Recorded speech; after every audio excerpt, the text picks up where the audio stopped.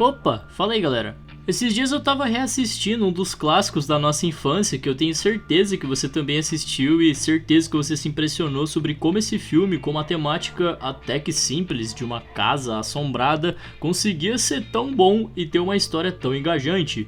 A Casa Monstro trazia uma narrativa de 3 adolescentes que precisavam parar as execuções de uma casa possuída por uma mulher que tinha raiva da sociedade. Esse filme é um filme que simplesmente funciona. A gente consegue se apegar bastante nos 3 protagonistas, que é o DJ, o Bocão e a Jenny, e consegue comprar a narrativa da vilã do filme e entender por que ela virou esse espírito assassino na casa. Enquanto a Casa Monstro estava viva, que é a Constance, as pessoas praticavam muito preconceito com ela. Ela é um vilão meio que formado pela sociedade e a gente entende por que ela quer destruir a humanidade e todos que se aproximam dela quando ela tá na forma de casa. Só que eu percebi uma mensagem indireta que esse filme também estava passando e que eu acho que pouca gente pescou. A Casa Monstro é um filme que conta a história de uma casa assombrada, mas ao mesmo tempo, esse filme pode estar falando sobre como a vida dos nossos 3 protagonistas era, entre aspas, sofrida. Talvez a Casa Monstro real desse filme fosse uma mensagem sobre o que esses 3 protagonistas passavam e que muitas pessoas da vida real também passam no dia a dia. Você está no canal Por Trás da Fechadura. Se for a sua primeira vez aqui, eu me chamo Phantom e seja muito bem-vindo ao meu canal. Hoje eu quero falar sobre uma leitura diferente que eu fiz sobre Casa Monstro e eu vou querer saber nos comentários o que você acha disso que eu vou falar.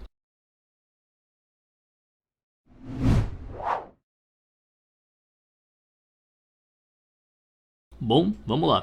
A Casa Monstro não tem uma história complicada de se entender. A história é basicamente o que eu disse no começo do vídeo: adolescentes contra uma casa possuída.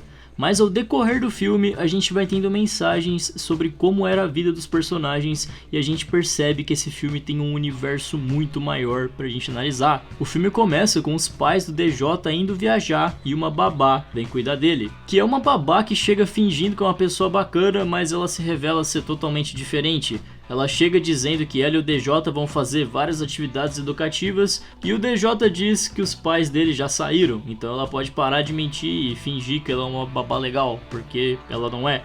Só nessa cena a gente já consegue imaginar que talvez os pais do DJ não eram tão atenciosos. Não era a primeira vez que a babá dele vinha pra casa dele. E essa babá dele até joga um vaso no chão pra insinuar que foi o DJ e diz que se o DJ falar que a babá dele é ruim, ela vai mentir pros pais dele falando que foi o DJ que quebrou esse vaso. Basicamente a babá dele fica chantageando ele. Só nessa cena a gente consegue supor, consegue imaginar que talvez os pais do DJ não eram tão atenciosos. Que é uma coisa bem triste, mas que simboliza várias pessoas da vida real que passam por isso também, que sofrem na mão de pais omissos. E depois que eu parei pra analisar sobre como a vida do DJ poderia ser nesse filme, eu comecei a pensar: pera aí, não é meio pesado que essa criança tá passando, não? E eu fiquei com isso na cabeça e continuei vendo o filme. E eu percebi que o buraco era mais embaixo, não é só com o DJ que acontece isso. Continuando com o filme, é apresentado pra gente o Bocão, que é outro protagonista e entra na história pra ajudar o DJ com a Casa Monstro bem lá no começo.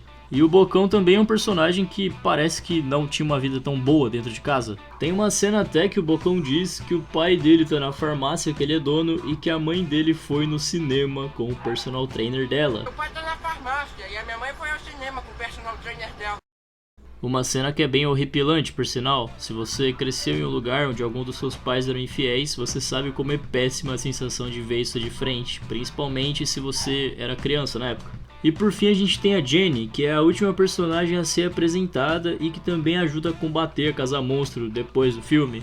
A Jenny não tem tanto bastidor de como era a vida dela, mas a gente sabe que ela é uma pessoa regrada, certinha, inteligente e se cobra bastante. Talvez isso mostre pra gente que a vida dela dentro da casa dela era coberta de cobranças pra ela ser alguém, algo que também não é saudável pra uma criança e pra um adolescente. Você que tá assistindo esse vídeo deve conhecer várias Jennys na vida real, que são pessoas que se cobram bastante na escola, se cobram bastante na faculdade e ficam sempre tentando ser a melhor aluna, esse tipo de coisa, e provavelmente essa pessoa é desse jeito porque tem muita cobrança na casa dela, colocaram na mente dela que ela tem que ser a melhor, algo que obviamente não é saudável. E foi depois de eu parar pra analisar um pouquinho a vida desses protagonistas que eu pensei numa coisa. Você já percebeu que nenhuma dessas crianças tem um ambiente saudável pra viver? Todos os protagonistas do filme pareciam morar em um lugar meio ruim. Cada um sofria com alguma coisa específica que eu tenho certeza que a maioria que está assistindo esse vídeo também passou. Seja a omissão dos pais ou cobrança deles, cada um do filme passou por alguma coisa. E os três se reúnem no filme para enfrentar uma coisa profunda, uma casa monstro. Uma casa que ficou assombrada pelo ódio que o espírito dessa casa enfrentou enquanto estava vivo. Talvez o fato dos protagonistas enfrentarem uma casa monstro seja uma filosofia que conecta a casa monstro pelo que essas crianças estavam passando dentro da própria casa. O que essas crianças tinham talvez fosse de alguma forma uma casa monstro também. E eles enfrentarem ela no filme é como se fosse uma metáfora para o que eles enfrentavam no dia a dia. A conexão deles com a casa monstro era bem forte porque eles entendiam o que era ter um lar difícil de se lidar. Eles lá no fundo entendiam o drama que o Epaminondas, que é o dono da casa, passava por ter que aturar essa casa possuída todos os dias. Eles também vão ficar presos no futuro a ter que lidar com seus pais, que só deram um problema para eles ao decorrer do crescimento deles, igual o Epaminondas ficou preso tendo que cuidar da Constance. Você consegue fazer essa relação de que essas crianças estavam passando por problemas dentro de casa que podem simbolizar que elas também viviam uma casa monstro? Consegue pegar essa mensagem? É por aí.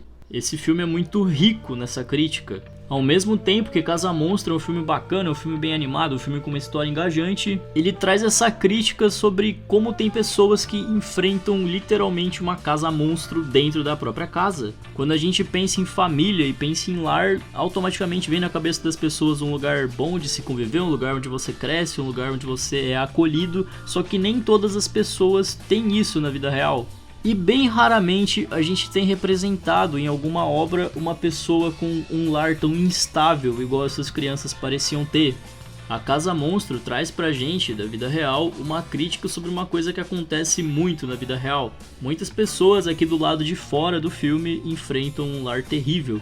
Assim como o Epaminondas teve um lar terrível tendo que cuidar da Constance, e assim também como essas crianças que têm que enfrentar pais que são meio problemáticos. E pra piorar, assim como na vida real, esses personagens também vão ter que cuidar dos pais praticamente pra sempre, uma coisa que talvez não seja bom pra eles. Lá pro fim do filme a gente tem o Epaminondas falando, depois que eles derrotam a Casa Monstro, que depois de 45 anos ele finalmente estava livre da Constance, que ele poderia enfim descansar porque ela não vai mais ameaçar a vida de ninguém. Talvez a vida do Epaminondas fosse só um presságio para o que a vida dos três protagonistas iria se tornar eventualmente. Uma vida presos aos pais que já causaram sofrimento para eles, de alguma forma. Acontece bastante na vida real em que as pessoas têm pais ruins que fizeram eles sofrer durante o crescimento. E no futuro, essas pessoas que sofreram na mão de pais ruins são meio que obrigados a cuidar desses pais. É basicamente o que vai acontecer com o DJ, com o Bocão e com a Jenny. Lá na frente, quando eles crescerem, talvez eles enfrentem, metaforicamente falando, com a versão deles da Constance, com a versão deles da Casa Monstro. Vão ter que lidar e conviver com uma pessoa que fez mal pra eles. Esse filme, na minha opinião, é claro, é muito incompreendido. As pessoas se concentraram na coisa errada, igual se concentram na coisa errada diversas vezes na vida real também. Todo mundo se preocupou com a ameaça de uma casa gigante possuída que queria matar todo mundo. Quer dizer, na verdade é bem difícil não se concentrar nisso, né? Mas tinham alguns sinais nesse filme de que essas crianças sofriam dentro da própria casa também. E isso simboliza demais a vida real, onde temos pessoas, principalmente as mais jovens, que sofrem e tem uma versão delas da Casa Monstro na própria casa, lidando com pais ruins que abusam dessas crianças. E ninguém para pra perceber esses sinais que as pessoas dão na vida real, igual aconteceu nesse filme. Ninguém percebeu os sinais que o DJ, o Bocão ou a Jenny estavam dando. O elo forte que essas crianças desenvolveram entre eles e com a casa possuída é porque esse pessoal todo tem muito mais em comum do que você imagina. Todos eles sofreram com as mesmas coisas. A verdadeira Casa Monstro do filme não era a Constance que estava possuída por um espírito atormentando geral. A verdadeira Casa Monstro poderia estar na casa do DJ, na casa do Bocão, da Jenny e de diversas pessoas que também sofrem na própria casa, igual a esses personagens.